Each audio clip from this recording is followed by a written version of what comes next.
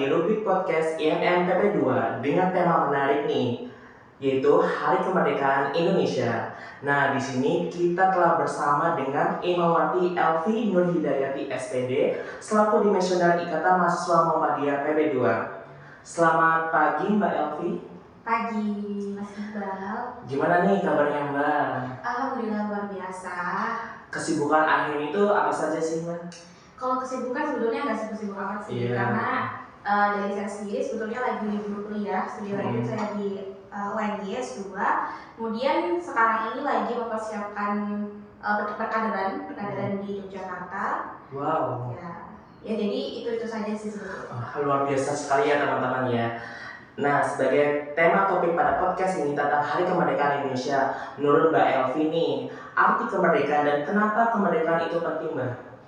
Kalau kita berbicara soal kemerdekaan ya, mungkin kalau dari sekarang itu kita lebih ke masa kini aja. Kalau kemerdekaan menurut zaman dulu kan berarti kita bebas dari penjajahan Belanda atau Jepang ataupun negara-negara yang pernah menjajah Indonesia. Tapi kalau kita berbicara soal kemerdekaan pada masa sekarang, berarti itu adalah kebebasan. Sebetulnya dari dulu juga ini menjadi arti kebebasan, tapi kalau untuk sekarang kebebasannya ini dalam artian tidak dijajah lagi oleh negara lain. Maksudnya dijajah di sini berkaitan dengan senjata dan lain sebagainya, tapi lebih kepada kemerdekaan kita dalam menyuarakan pendapat atau kemudian menjadi sebuah makna dari perjuangan, karena sebelum kita merdeka pada zaman dulu kan pasti ada perjuangannya. Betul. Ya kan, apalagi kita kalau misalkan di Indonesia itu kan sangat menghargai adanya pahlawan. Ya, betul. Bahkan ada hari-hari yang kemudian dijadikan sebagai hari pahlawan. Nah, kemudian merdeka di sini berarti adalah kebebasan yang tadi tidak terjajah, lebih tepatnya tidak terjajah. Dan kemerdekaan ini merupakan suatu pemersatu bangsa. Ya, betul.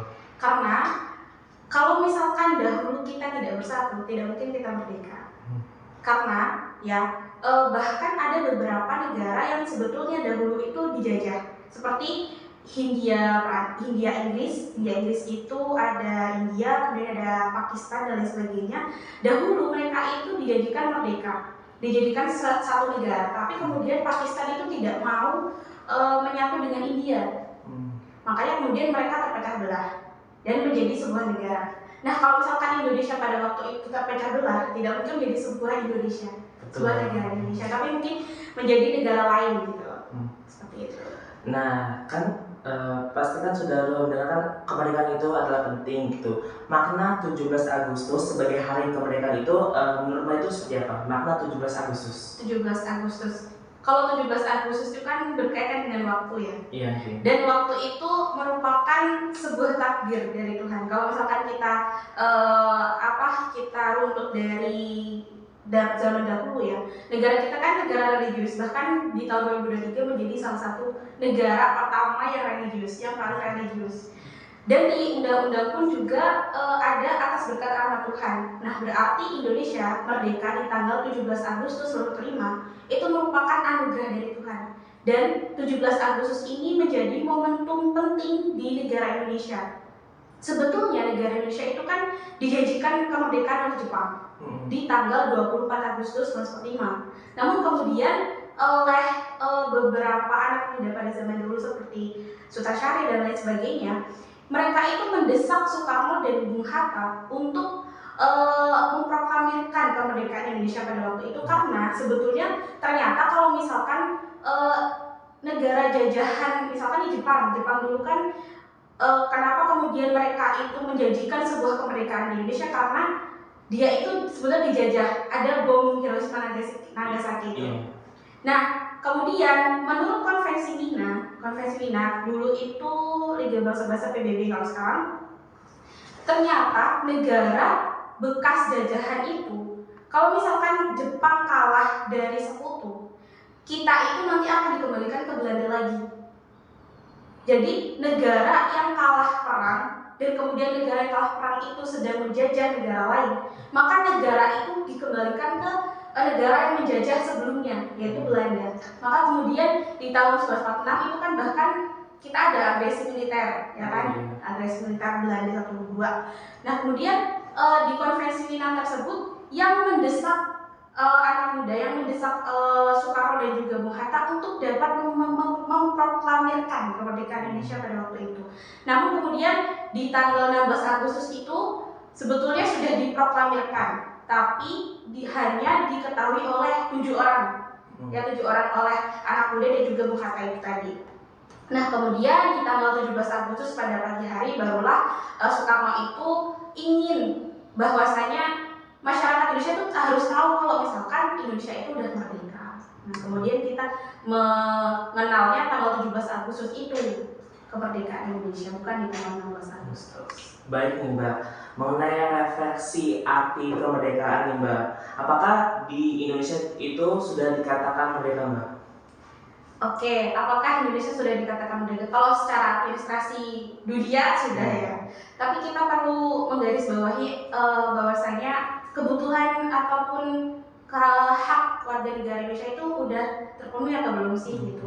Mungkin kalau anak muda sekarang yang menjawab ini berkaitan dengan kemiskinan. Apakah kita itu sudah merdeka dalam hal kemiskinan? Tentu saja belum. Kemudian apakah kita itu sudah merdeka dalam artian kita bebas untuk berpendapat, bersuara dan lain sebagainya?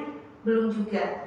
Nah, kalau misalkan kita meruntut pada itu berarti kita sebetulnya belum merdeka. Tetapi yang perlu digarisbawahi di sini adalah garis kemiskinan di Indonesia itu kan semakin tahun semakin menurun ya. Jadi mungkin kemungkinan nanti akan menjadi negara yang nggak miskin lagi.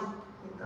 Bahkan menurut Mahfud MD dulu itu di tahun 2030 bahkan kita bisa menjadi salah satu negara ke-6 yang terbesar perekonomiannya.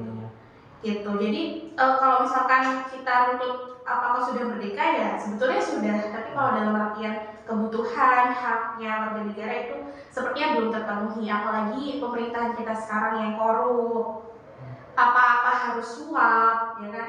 Mungkin itu kita kalau melihat itu ya belum merdeka juga. Baik. Nah, apa yang bisa dilakukan? Apalagi kita kan sebagai generasi muda bangsa Indonesia ini untuk mengisi kemerdekaan Indonesia pada masa saat ini? Generasi muda, mungkin lebih kepada kita proaktif kali ya. Proaktif dalam artian kalau misalkan kita sebagai generasi muda kan berarti kita yang seharusnya mengawasi pemerintahan. Mungkin itu, mungkin dalam artian kita harus bisa apa sih yang sebetulnya kita butuhkan dan sebetulnya apa yang sudah kita lakukan untuk Indonesia juga. Jadi kalau kita berkaitan dengan generasi muda sekarang kan kebanyakan mengkritisi hal yang sebetulnya itu memang tidak sesuai, tapi kita juga perlu menggarisbawahi bahwasanya kita akan lebih bijak kalau misalkan kita bisa lebih solutif gitu. Mungkin lebih ke situ. Kemudian kalau kita nih sebagai mahasiswa berarti kita juga harus bersifat excellent atau unggul lah. Unggul dalam artian kalau kita nih di bidang pendidikan berarti kita harus menjadi generasi muda yang mendidik bangsa, mendidik orang banyak kayak gitu. Apalagi kita kan kalau misalkan di PKN berarti kita mengajarinya dalam artian sebagai warga negara muda, ya kan, warga negara yang fungsional, ya good citizen lah. Gitu. Seperti itu. Mungkin lebih kepada situ. Baik, bagaimana nih menurut Mbak nih bentuk perjuangan bagi generasi muda pada saat zaman sekarang? Terlebih lagi kan pasti kan di generasi muda pada zaman sekarang kan pasti ada bentuk-bentuk perjuangannya itu bentuk perjuangannya seperti apa Mbak? Kalau bentuk perjuangan generasi muda sekarang itu tadi ya mungkin bersifat excellent tadi, unggul, kemudian berkontribusi kepada masyarakat. Nah, berkontribusi kepada masyarakat ini tuh as simple as kita buang sampah pada tempatnya deh gitu. Atau kalau di Jogja sekarang apalagi kan lagi isunya ya sampah yang piungan yang udah numpuk, kemudian banyak sekali sampah-sampah di jalan gitu kan. As simple as kita itu buang sampahnya itu di bedain deh gitu. Kita bisa mengolah sendiri deh atau mungkin gitu. Misalkan nih sampah rumah tangga kita olah menjadi pupuk atau apa gitu kan bisa sebetulnya. As simple as seperti itu. kita berkontribusi kepada masyarakat. Nah, yang kedua adalah kita menjadi warga negara yang fungsional tadi. Jadi ada macam dua warga negara, yaitu warga negara yang fungsional dan warga negara yang nggak fungsional. Yang fungsional berarti mereka itu berfungsi sebagai warga negara. Mereka itu tahu kewajibannya sebagai warga negara itu apa sih? Gitu lebih kepada situ. Baik, terima kasih Mbak Evi atas jawaban yang sangat luar biasa sekali. Semoga penonton yang di rumah atau di mana bisa termotivasi terhadap Hari Kemerdekaan Indonesia ini. Nah, terima kasih kepada penonton yang telah menonton podcast ini dan nantikan episode selanjutnya di podcast IMM PB2. Wassalamualaikum warahmatullahi wabarakatuh.